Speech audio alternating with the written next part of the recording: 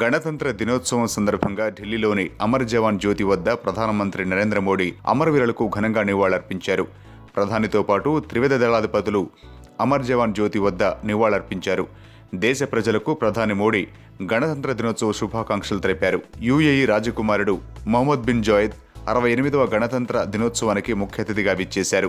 రాజ్పథ్లో గణతంత్ర దినోత్సవ కవాతు కార్యక్రమానికి 179 మంది యుఏఈ సైనికుల బృందం సారథ్యం వహిస్తుంది. కవాతుకు సెకండ్ ఇన్ కమాండ్గా మేజర్ జనరల్ రాజేష్ సహాయ్ ఉన్నారు. వేడుకల నేపథ్యంలో ఢిల్లీలో భద్రతను కట్టుదిట్టం చేశారు. 3 రైల్వే స్టేషన్లను మూసివేశారు. మధ్యాహ్నం 12:30 వరకు విమానాల రాకపోకలు నిలిపివేశారు. కాగా గడిచిన 12 గంటలుగా ఢిల్లీలో చిరుజల్లులు కురుస్తున్నాయి.